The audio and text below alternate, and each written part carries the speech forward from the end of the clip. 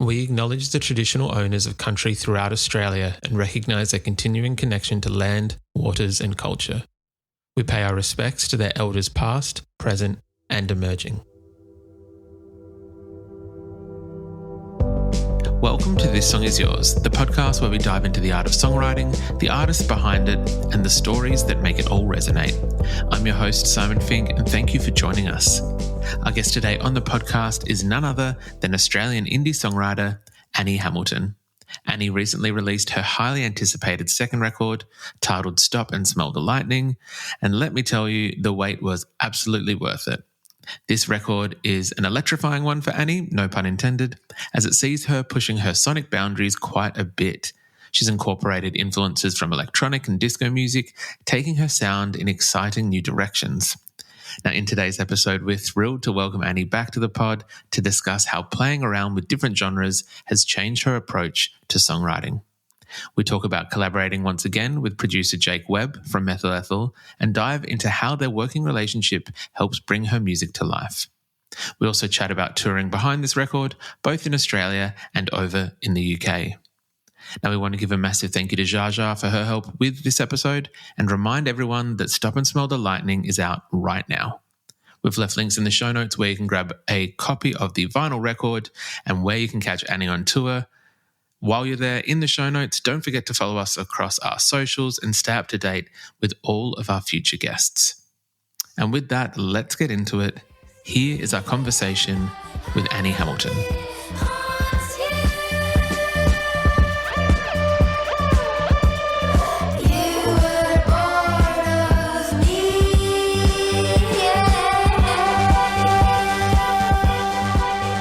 Please welcome back to This Song Is Yours, the one and only Annie Hamilton. Annie, hello. How's it going? Hi, Simon. Thanks for having me. I'm good.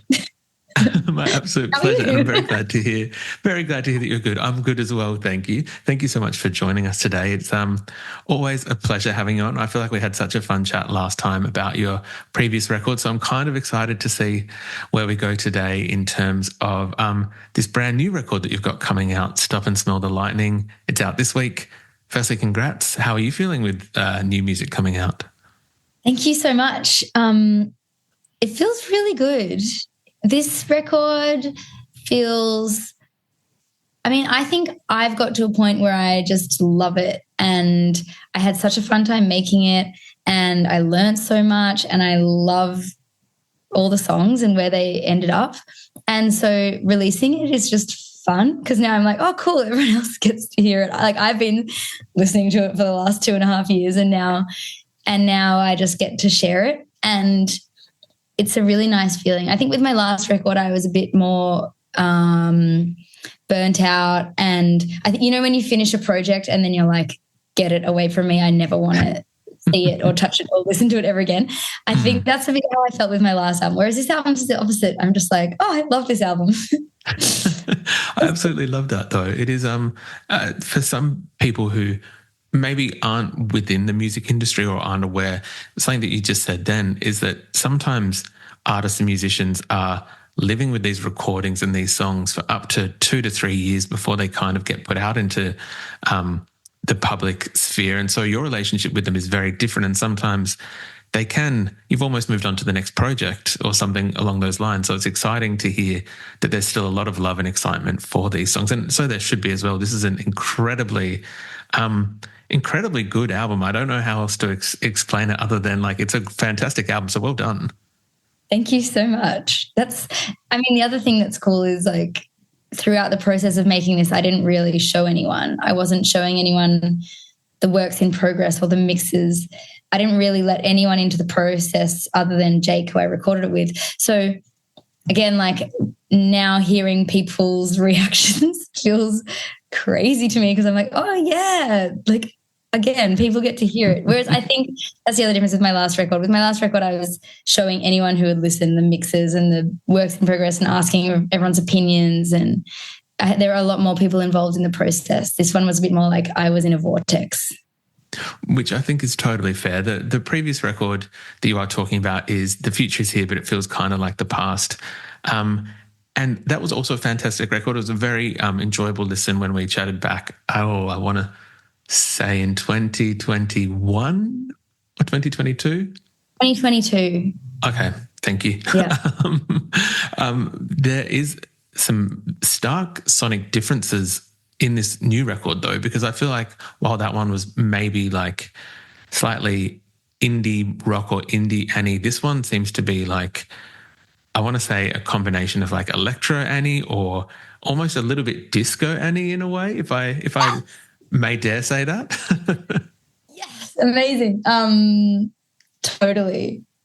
I really wanted it to be disco Annie is the new genre for the album. Yeah, I was really wanting to lean towards the more electronic sounds. I was listening to a lot of Madonna and I don't know, 80s disco.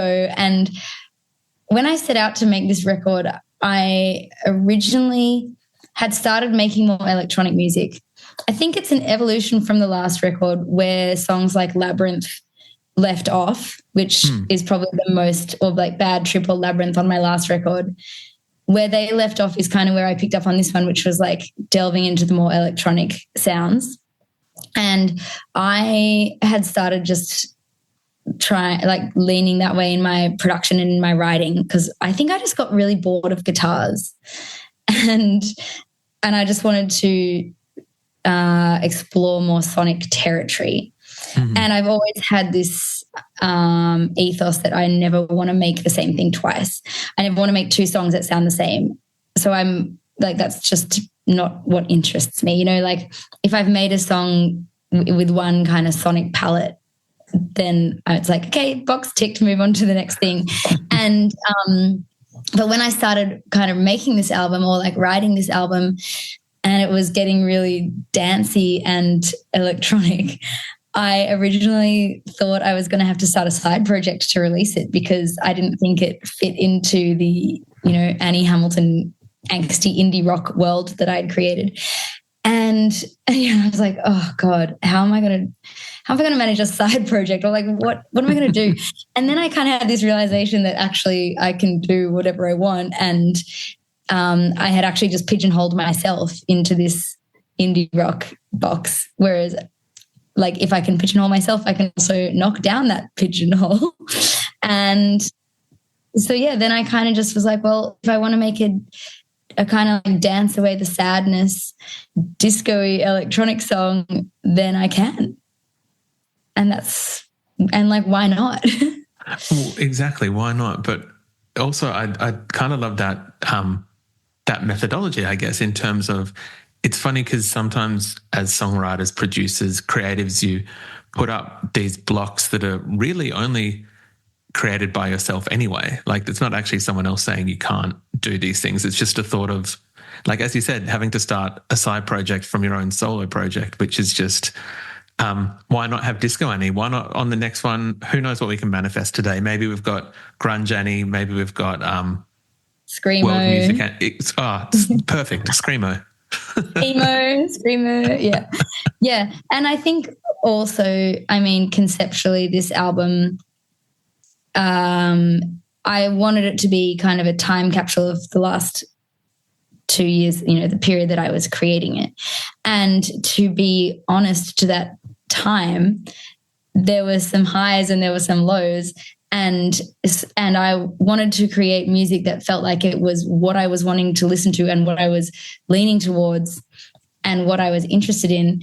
And if sometimes I want to sit on my couch and play a sad song on an acoustic guitar, great. And then other times I want to go out and dance on a table with my friends until 5 a.m. to 80s disco, then why, like, they're both sides of me that exist and are equally valid. So why not put them both on the album?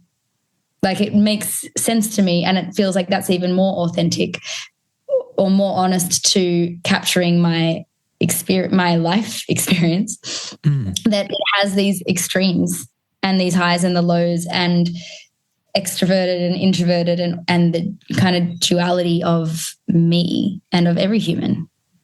100%. I think that that's completely fair, and also like a lovely way to look at a project. You don't want to have everything being the exact highs of everything or the lows of everything. And I think this album is a beautiful showcase of kind of I guess, all of that. There seems to be lots of different kind of elements on this record. There's lots of, not to sound cliche, but journeys in terms of like where the songs kind of go and how they're shaped. I want to talk about one in a little bit, which I just kind of kept coming back to. But before getting into being a bit selfish and talking about my favorite track, I wanted to know, for you, with that new kind of sonic palette or playground, if you will, to play around with, did it change or impact how you wrote songs, and maybe from that previous format of how you previously used to write songs?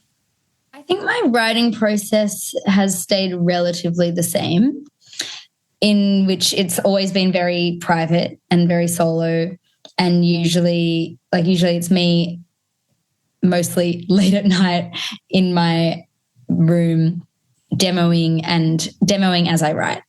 I'm not very good at just like picking up a guitar and writing a song. You know, I kind of need to be recording as I go.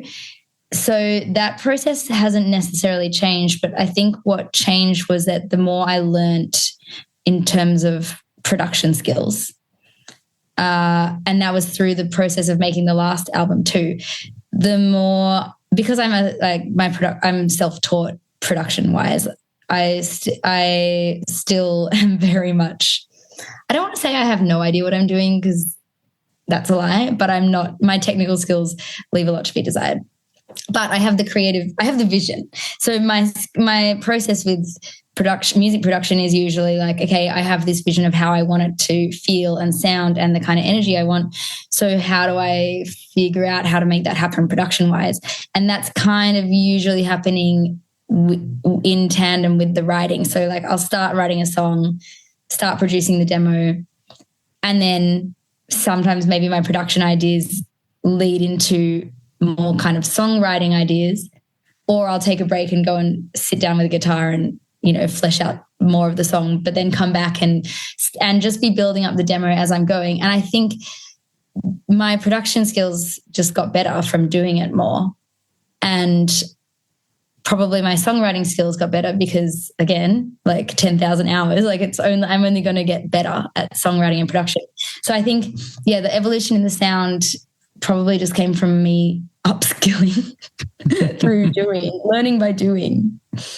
I think that there's something really cool though about being self-taught in terms of that. Sometimes when you do go and learn whatever kind of capacity it might be, like university or I know for like music production in Australia, at least there's like SAE or like courses or schools like that. And with no disrespect to them, the cool thing about being self-taught, I think, is the fact that you're not aware of the boundaries that they might teach you there, if that makes sense, in terms of that you can kind of do whatever you want because there's nothing to tell you not to. Exactly. And you can stumble across things that you would never have been taught because it's not necessarily the right way to do something, but maybe it just sounds really cool, or maybe it reminds you of some sound and then you go, oh, maybe I'll put this in, and it, you know, and an idea pops up. And I think, I mean, that's the same with any kind of creative process. It's like using Photoshop. If you don't really know how to use Photoshop, if you just play around, you'll probably come up with something cool that you might not have if you go to a class and they're like, step 1, do this, step 2, do that. And I think also these days you can pretty much find any answer to any how to use Logic or how to use Photoshop on YouTube.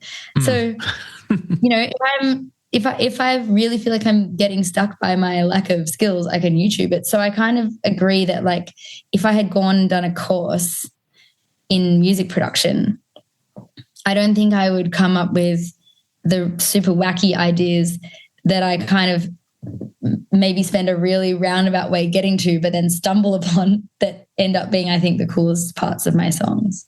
100%. I think that's kind of where some of that magic lies sometimes, and it might be the case. I don't want to be presumptuous, but might be the case with some of these songs. I was hoping you might be able to talk to me a little bit more in depth about the track that I just kind of kept coming back to was 7 Stories Up, which it kind of starts out quietly, and then when I think either pads or bass or drums kind of come in, there is like woozy, almost like, it almost feels like it's delayed by a second. And it seems like it's, my microphone, it seems like it's kind of spinning plates at a different time, but at the same time, which was very impressive. And I just kind of kept hitting repeat on it. Wondering if you can talk to us about that track and kind of what stemmed that track and what inspired it. Yeah. I love that song. Thank you for, again, it's so nice to hear other people's perspectives on these songs. It's really cool. That song is one that I made with Jake Webb from Methyl Ethel. And I had actually originally produced this demo. I kind of wrote that song.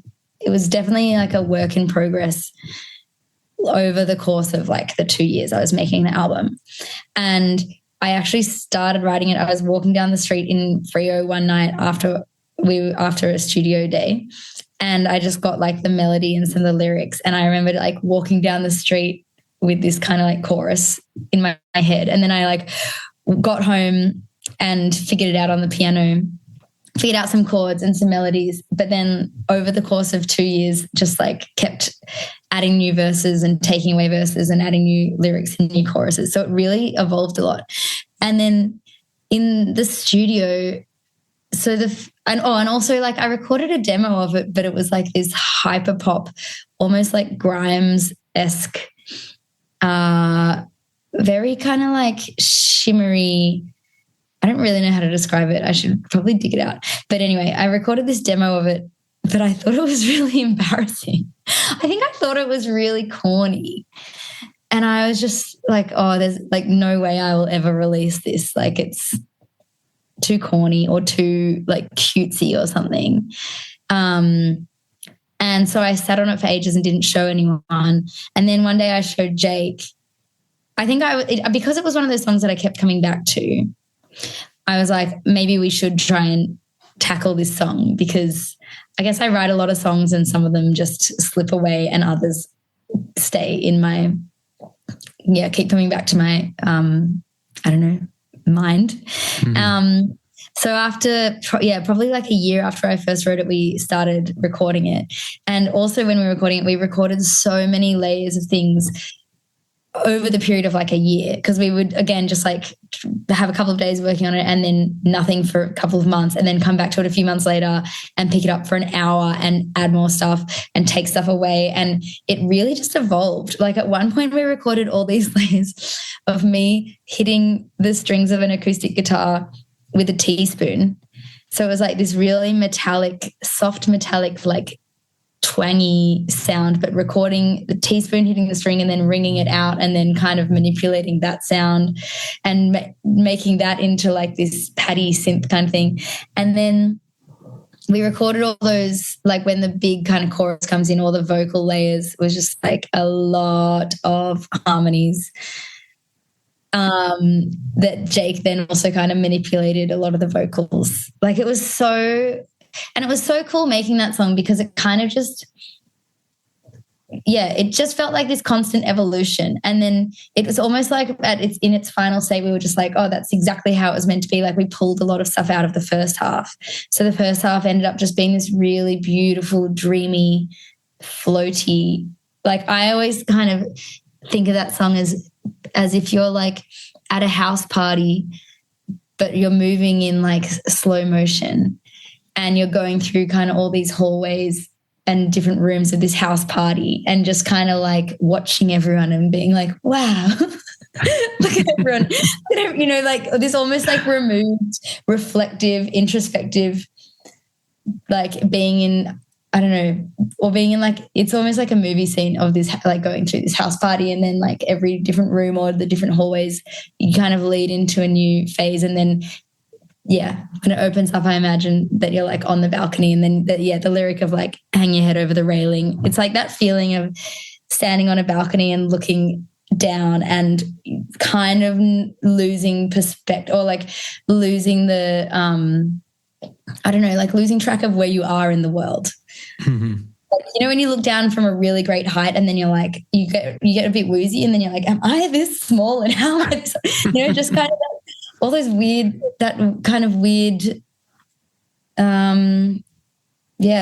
feeling of just floating. Anyway, that's a big ramble about that song. But I absolutely love it. And I think that it kind of, for anyone who hasn't listened to the album as of yet, we'll make sure that it's in the show notes for people to listen to. But having the opportunity to listen to that song before the album has come out, the ramble made sense to me 100%. It's the perfect kind of encapsulation of what that song is. So thank you very much for sharing that. I do appreciate it. I know that throughout you've mentioned Jake from Methyl Ethel. I know that you worked with him on the previous record as well. And curious, I guess, what made it right for Jake to be a collaborator once again on this record? Yeah, so on the last album, we worked on 4 songs together, but we did it remotely because it was during lockdown and he's in WA, and so the border was closed. And for the last album, we were just emailing bits back and forth, and I've always been a Methyl Ethel fan, and I love Jake's ideas. But like Jake's ideas on my songs were always things that I was like, I know I wouldn't have come up with that myself, but I really love it. Mm-hmm. So after the first record, I kind of thought, if we can do that remotely, imagine what we could do if we got in a room together. And so then, and also I knew that I wanted it to be more dancey. And I think I emailed him and I was like, do you want to work on, this is still when I thought I might have to start a side project. I was like, do you want to make some songs with me that are kind of just like unhinged, chaotic, dance away the sadness, like weird, off kilter? Like, I just know that he's really good at making, in terms of like where my technical ability lacks, that's where his technical ability is insane, but also his creative ideas.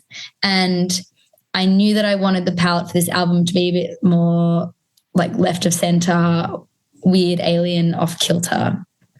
And I didn't want it to sound like anything else.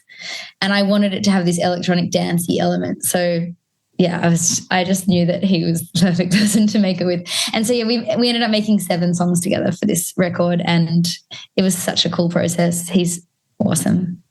I absolutely love that. Well, it obviously has worked out because this album is fantastic. I know that you've got some dates, I believe, around this time that this episode's going to come out and the release of the record.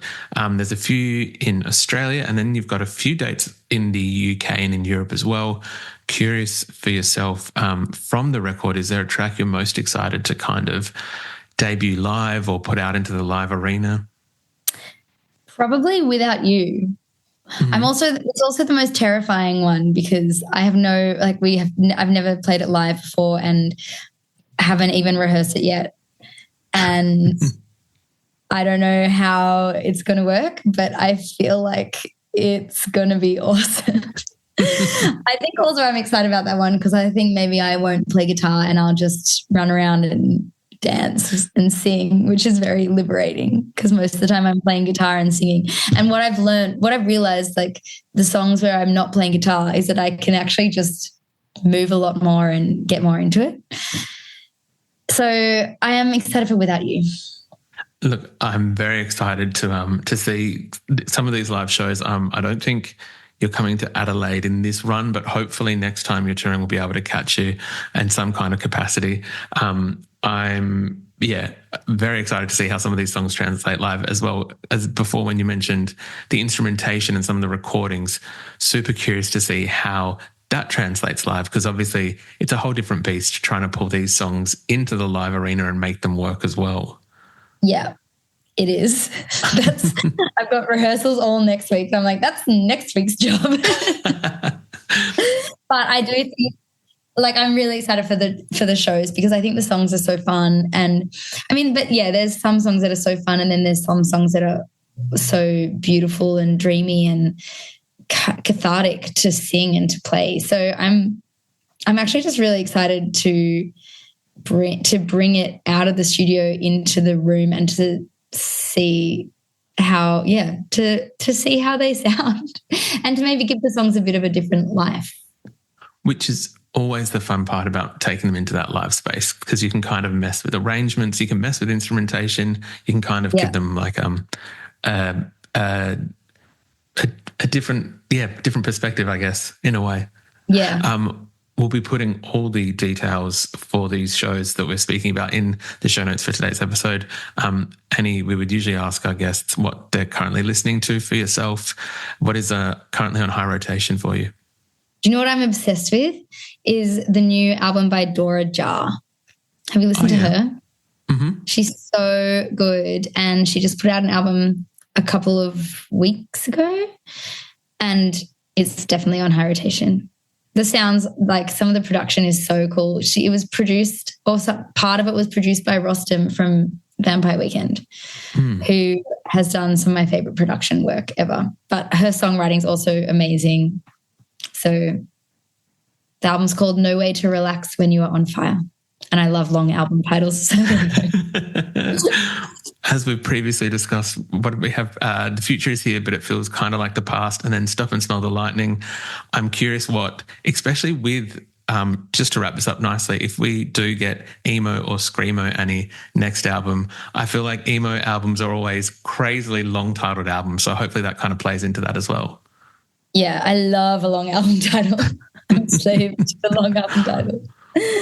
For now, we will be very content, though, with Stop and Smell the Lightning. It is the brand new record from yourself, which is out right now when people are listening. But Annie, thank you so much for coming back and having a chat with us. Thanks so much, Simon.